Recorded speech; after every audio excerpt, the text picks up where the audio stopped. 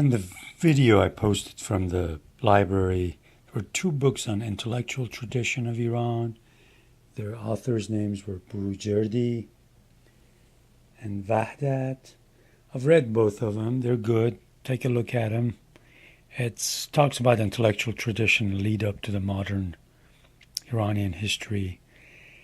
When I was looking for a good video on YouTube, the one that I told you about the BBC that I was not happy with. Then I realized that there was one I'd watched from, I think Manoto TV did on Reza Shah.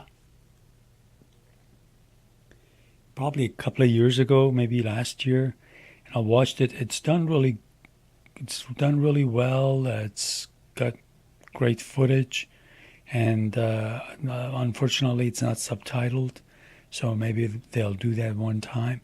I think it's good to kind of know about Reza Shah so that you can have that in mind and compare and contrast to his son that took over. And, I pretty much was born and grew up when he was the Shah till I came to the United States.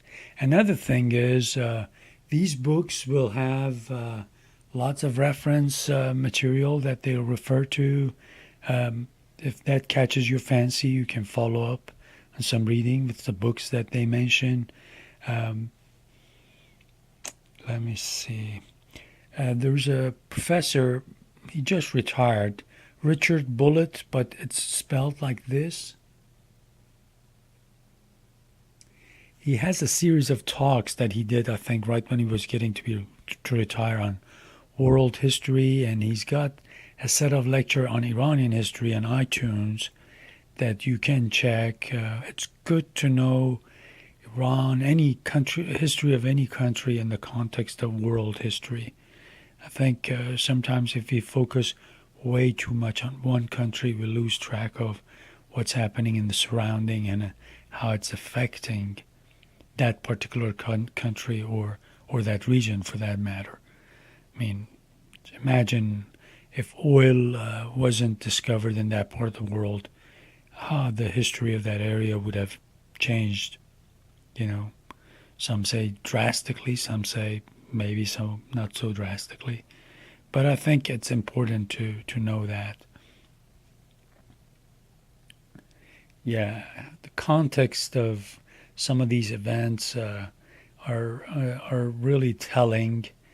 I think one cannot understand U.S. foreign policy, especially in the second half of the 20th century or after World War II, without keeping in mind how the